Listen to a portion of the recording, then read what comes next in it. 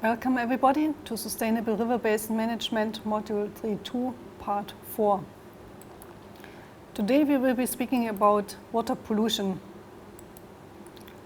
Let's first start with the definition of the term water pollution. Water pollution is the biological, chemical and physical change of water quality with harmful effect on living organisms, or the change of water quality that makes the water unsuitable for a desirable use. That could be a change in color or a change in odor or similar. What are our responses to such water pollution? The responses are dilution or the recovery of water by treating the water and separating the water from the hazardous reject. That reject could be in the form of solid or in the form of a liquid that we have to dispose or deal with. Let's look into water pollution in river management. It is part of the water resources management, and it belongs to the maintenance of adequate quantities of water of adequate water quality. This is what the management function is.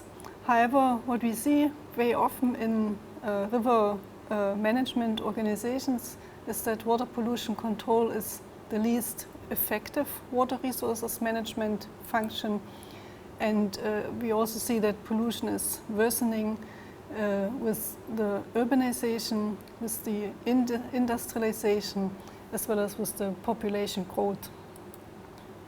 Now let's just take an example of the funding aspects, environmental sustainability funding, and this is an example from India. The Ministry of Environment and Forestry has two major budget lines and departments, forestry and wildlife, and the prevention and control of pollution, which includes the water pollution component. And this is a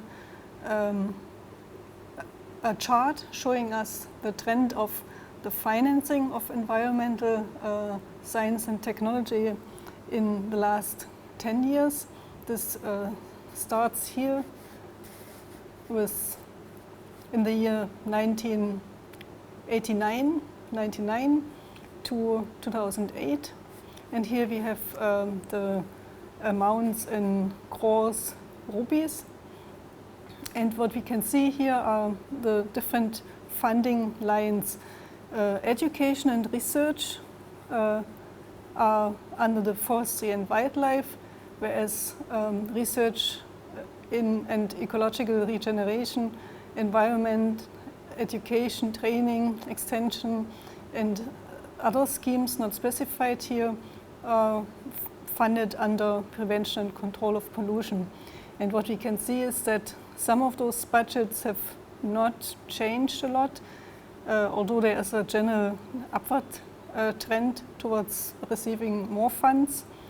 And there's one steep change, political change in direction towards environmental awareness, environmental education at large scale, which has received a huge budget chunk under prevention and control of pollution. Whereas in the part of ecological regeneration, research in that part, not so much has been happening. It has been very much also going up and down, the blue line that you can see here, this blue line here. Now, this is one example, and this is not to judge what is going on. This is simply to show how also prevention and control of pollution and water pollution as such is driven by priorities given by the respective countries. Now, let's look into the management objectives regarding water pollution. We are looking into what do river basin management organizations are doing and what are the objectives regarding pollution.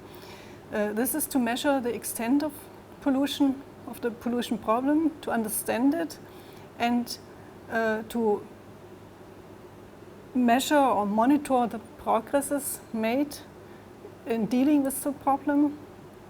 It also includes an inventory of the polluters. They should be known. There should be a record on who is using water in our river basin and who is a polluter. We should also ensure that an operational management system is in place, which could be either based on a command control system or a financial and economic instruments system, or a combination of both to achieve the water pollution management. Now, let's try to understand the issues around water pollution. And this comes along with an assessment of trends for water quality requirements and also water quantity requirements, both in combination, which has to be conducted and also incorporated into the management plan. We have to identify problem areas that require intervention, and this in terms of geographical region, in terms of economic activities, and including informal sector activities. Now, this alone is not sufficient, as problems usually are overwhelming. We have to prioritize our water quality problems, and those in the order that is proposed here, but not always all of these points may be applicable. We have to prioritize by ecological impact, by environmental impact, by the degradability of pollution, by the severity of the pollution in terms of load, in terms of concentration, the duration of impact. Has it been for just a short time, or has it been going on over months or years? The geographical extent of the impact, human health impacts, and economic impacts. Note that the economic impacts have come last in this list. Now let's look into the types of water pollutions. There are two major categories of pollution. One is point pollution, and the other the non-point or diffuse pollution. Now, our control options on both of them are quite limited. We can conduct effluent or emission controls, and we can conduct controls on water bodies or aquifers. And this applies to both point pollution and non-point pollution. And we have to keep in mind that water bodies and aquifers are very often very complex, so that even the way we control or monitor our water bodies may not really show us or give us a tool sufficient to identify water pollution fast enough in time to avoid the worst to happen. And non-point discharges especially require coordination with other sectors. What is a non-point discharge? It usually has been associated with agricultural production, where we have large areas being sprayed or irrigated in combination with fertilizers, pesticides, herbicides, etc. And small quantities of these chemicals are washed out and back into our water systems, into our streams, into our aquifers, into the lakes. And it cannot be attached to one specific application, one farmer or one airborne application, because of the temporal scale, the range of how fast some of these or slow some of these elements and compounds are moving and showing up again and convert while moving through the soil, moving through water bodies, convert into some other chemical compounds and show up again in our water bodies. Now, and are detected eventually. That's the big problem, and it's one example. The other example comes from air pollution and the deposition of those pollutants back on our Earth's surface, which also will be washed out and deposited back in our aquatic environment eventually. Those are also non-point pollution, where we can't trace it exactly back to the cause, to the single polluter in one region. It's much easier to control point pollution because it's a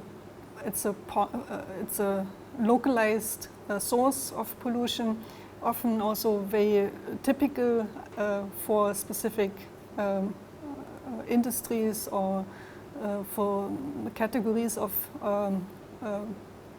sources of pollutants like domestic waste or domestic sewage. Such point pollution could be from an industry, it could also be from a garbage dump site, it could be from an individual, from a leakage, from a pipeline, and those can be detected fairly well if appropriate monitoring is taking place. So some of those could be incidents or accidents, some of them could be purposely, and some of them may not take place throughout the entire day or every day.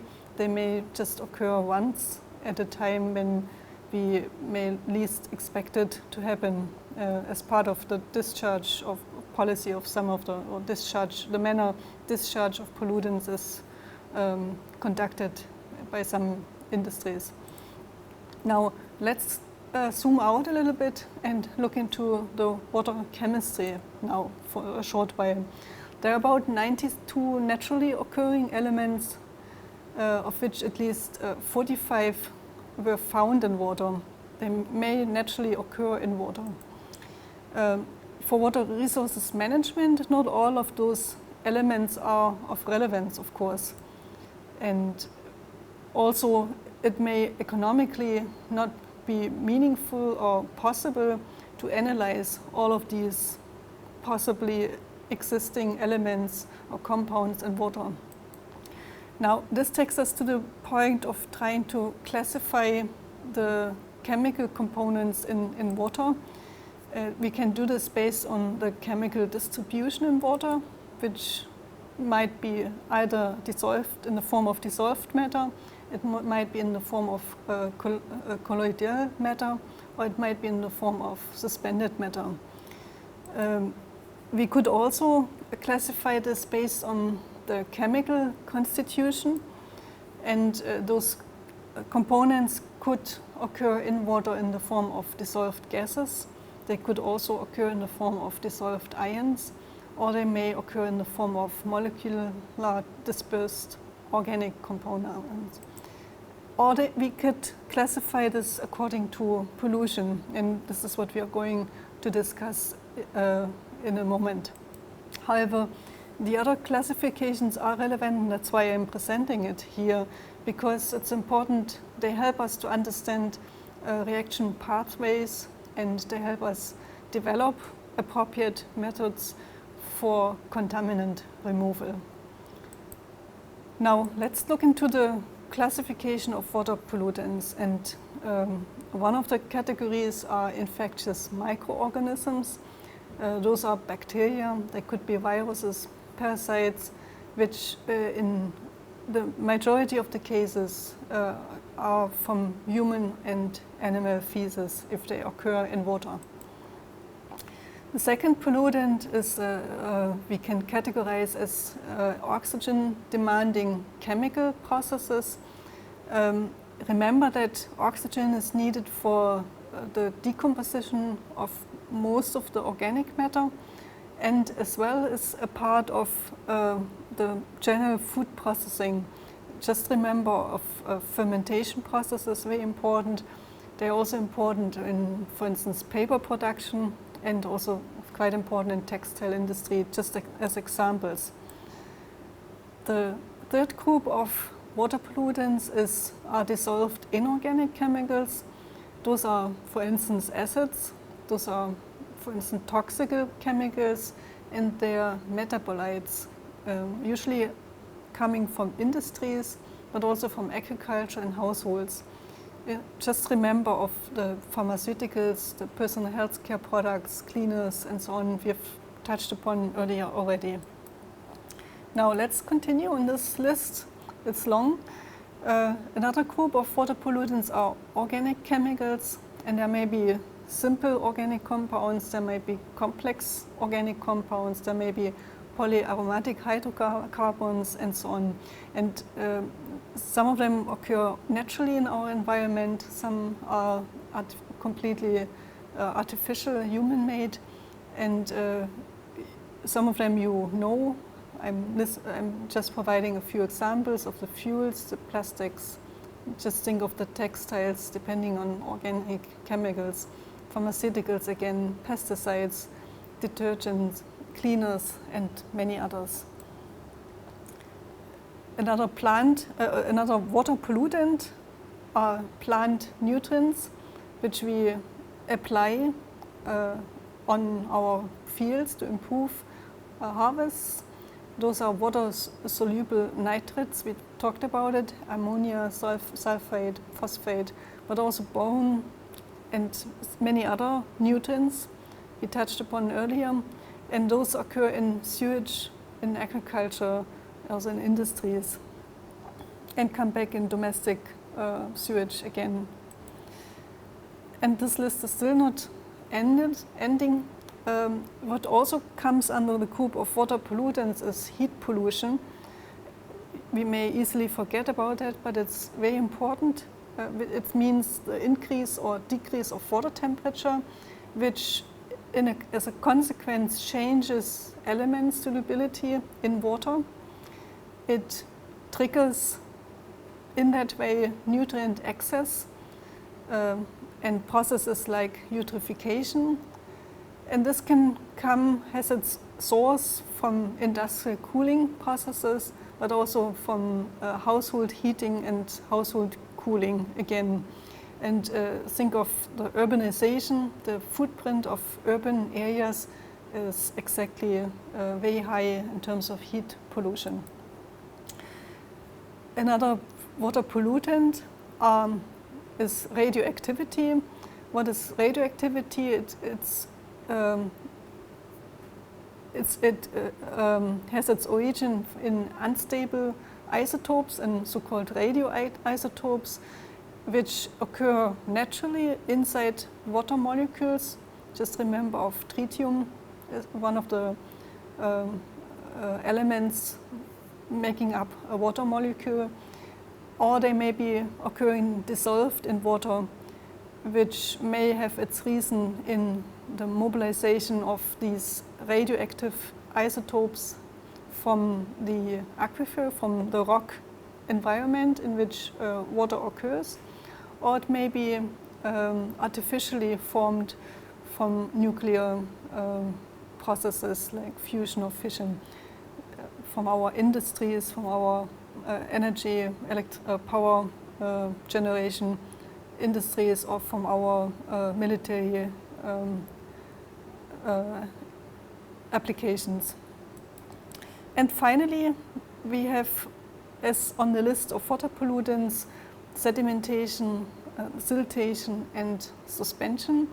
This is to say that sediments are deposited, they form layers on plants, and also sediments may occur in the form of dust, and they also may occur in the form of suspension in water.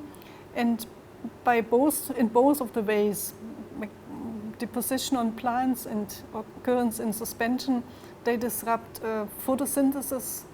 They also destroy spawning grounds in aquatic environment. They clog rivers, they clog streams, they block the interaction between groundwater and surface water, the recharge-discharge processes taking place in our rivers. Let's look into the water pollution impacts now. pollution impacts essentially all our aquatic ecosystems. Since we focus on water pollution right now, this means our freshwater rivers, the streams, our water bodies, reservoirs, lakes, also our groundwater and also our oceans. Now let's look into each of those individually. First of all, river pollution. There are natural biodegradation and attenuation processes taking place in rivers as long as the ecosystem functions are intact. This is important to keep in mind. And dilution takes place whenever there is enough flowing water available, which also reduces the impact of pollution and removes pollutants from one end and carries it away to some other downstream location, which can help reduce impacts in one place, but eventually will impact another place. So those are two processes naturally taking place, which we may use. We can also foster by in our interventions, such as the river restoration. But it does not work. There's a limit to it if this is overloaded, if the stream flow is reduced or absent at all, and it does not work for non-biodegradable pollutants. It does not work also for water-insoluble pollutants, which may come in densities which are lower or higher than water. So they just think of oils which may be floating on top of a water surface or sink to the bottom of the water body, and as such not mix with the water and also not be available to any aquatic organisms to eventually remove that pollutant or break it down into some other nutrients. Now let's look into the freshwater bodies and the pollution of those. What we mean by the freshwater bodies are lakes and water bodies. And remember that lakes and artificial water bodies usually have surface inflow or several surface inflows, and usually one outlet, or maybe in rare cases also several outlets. Sometimes they don't have an inflow, and they may not have a single inflow. They may just have a sheet inflow which carries water from the surface directly into that water body, into this reservoir. And sometimes they also don't have an outflow, a surface outflow. So that means that in some of those occasions that these water bodies are groundwater dependent. Often they feed also into the groundwater, they recharge our groundwater, or they may be recharged from the groundwater. So this makes it very sophisticated in terms of water supply and also in terms of nutrient balances and pollutants coming into such a water body. There's little vertical mixing or taking place, which often leads to a stratification in such almost stagnant water bodies, which causes, for instance, so-called death zones. There's usually a very slow passage or a very slow water exchange taking place from, imagine a water molecule entering the reservoir and leaving the reservoir. And evaporation takes place from the open water surface and is very important as one of the ways of removing water from the system, not just in terms of surface flows, but also evaporation is very, very important from open water surfaces, which means that pollutants get concentrated, nutrients and pollutants are concentrated in the remaining water. What we also see is that pollutants may be deposited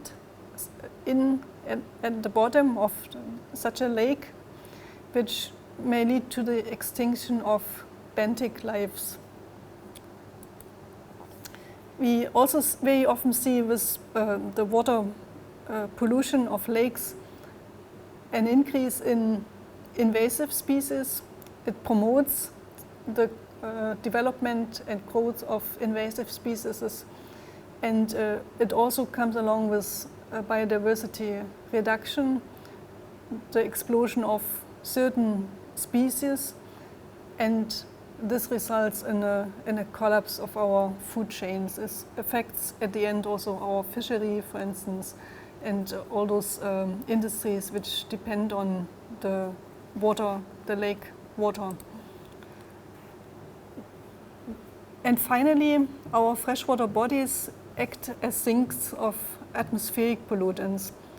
This open water surface is our surface, our terrestrial land surface, receives constantly atmospheric pollutants. They are settling, depositing on these surfaces, and the lakes are sinks for those, because either those pollutants are deposited straight into the water body on the water surface, or they may be washed from the surrounding areas into the lake. Now, what we have to recognize from this, that dilution does not work at all in lakes. Although those lakes may be flushed once a year with the rainy seasons, not all of them are flushed, and still this is not a dilution. Usually it's evaporation driven, which means pollutants are concentrated up. And we have one positive effect in some of the cases where wetlands are associated with lakes. Some of the lakes themselves may be partially wetlands. They may extend their size during the rainy season and then shrink again. And so those wetland systems are not only very important habitats, but they also help remediate pollution. Now let's stop on surface water bodies and look into the groundwater pollution now. It's a very difficult subject because not always it is apparent that some damage to the groundwater has been done, or that this is an ongoing process, because our groundwater is out of sight to us. And we believe that groundwater has been cleaned by moving through the soil or rock layers slowly. Now, we still should keep in mind that groundwater pollution is a serious issue, because the groundwater itself makes up a high proportion of water resources being utilized as a drinking water supply to us, to people.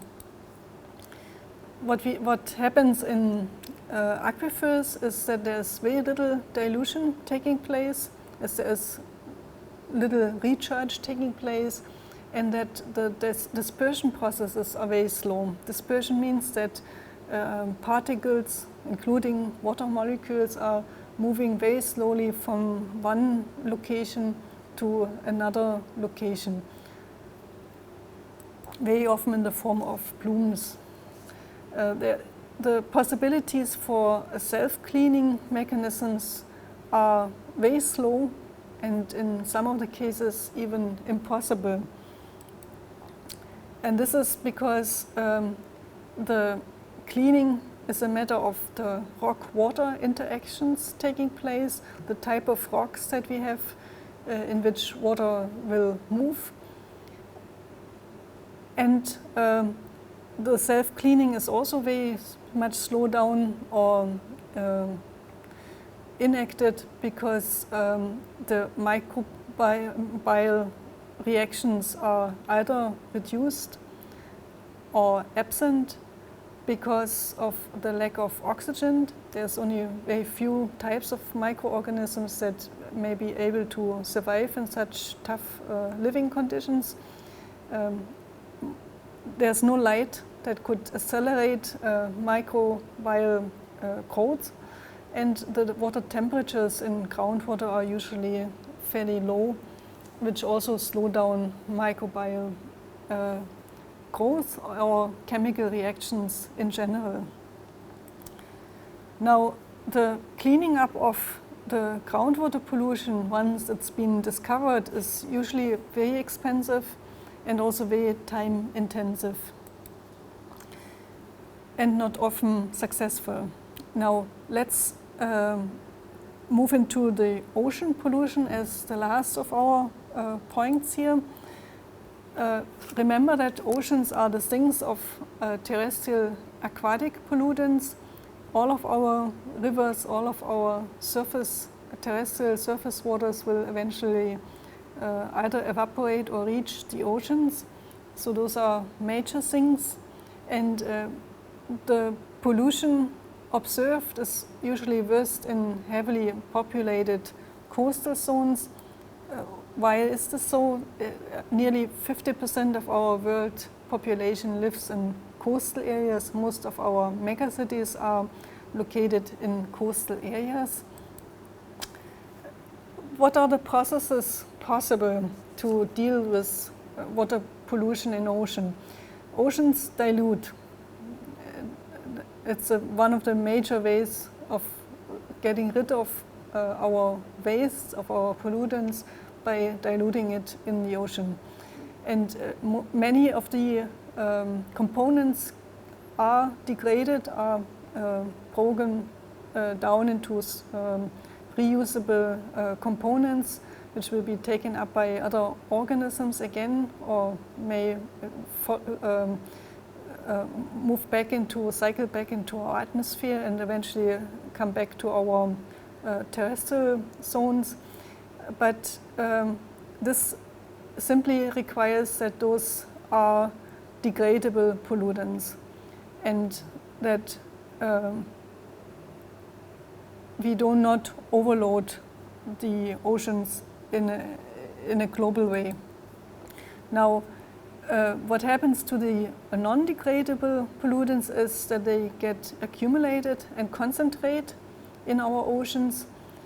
This is especially obvious and of a major concern in our so-called upwelling zones.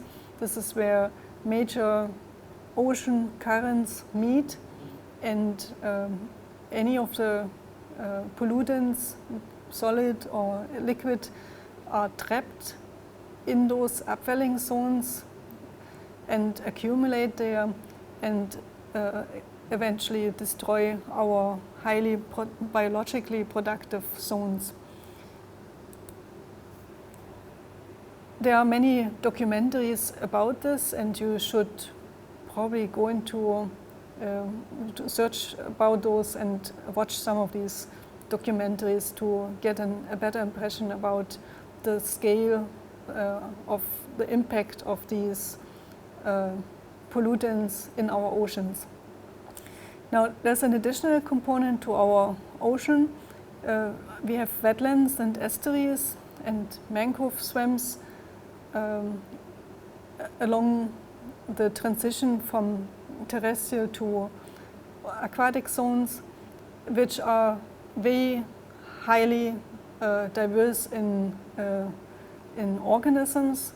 They characterized by a very high biodiversity, which comes along with the very high nutrient uptake taking place in these specific zones, and the importance of these zones for reproduction of closing food chains. Also, some of these can actually remediate pollution to a certain degree because of this highly biodiverse, highly productive action or activities of biological lives. Yeah. Now, some of these ecosystems in oceans, for instance, coral reefs, are very sensitive to pollution, and they are the first who are affected and will completely die when pollutants occur, even in quantities that may not be visible to the bare eye, which may have to be detected in sophisticated analysis, but still our coral reefs show immediately respond to such pollutants. So this is where we want to quickly go and talk about the detection of pollution and water quality. This is one way of using a living organism. We can also remove such a species and take it into a laboratory and use this as an indicator species. We call those also toxicity tests. So coral reefs are one way of, sort of not the best way, an unwanted way of conducting a toxicity test. Other lab tests are microbiological analysis, where we may grow bacterial or microorganisms and count and identify the species. Or we may conduct chemical analysis at various levels of complexity to detect pollution and to assess the water quality. The other methods are in situ. This means that we are not removing the water from the location, but put our sensors into the water bodies. This is to, for instance, measure suspended sediments, for instance, in the way of turbidity, or another way would be to measure clarity. We also measure in situ our physical chemical indicators, such as temperature or dissolved oxygen or others. Or there's another way, which is a biological mean of measuring pollution by monitoring communities of living organisms. And there are communities which are indicative to stream or lake water quality, and by knowing what type of species communities occur under certain conditions at a certain time, we know quite soon, before we are able to detect any large-scale pollution, we can already identify that something is wrong and something has to be done more profound to understand why the community compositions have been changed or are as they are identified for a specific aquatic environment. Now, this was just a very quick overview of the issue of water pollution. Remember, we are talking about the challenges, so this is just to open this up to you. You should search for more information. There is much more about this available in terms of documentaries, in terms of scientific literature to each of these aquatic environments that I touched upon here. And we will be discussing the solutions in our next module, which will start right after this one. Thank you for this, and I'll see you next time again.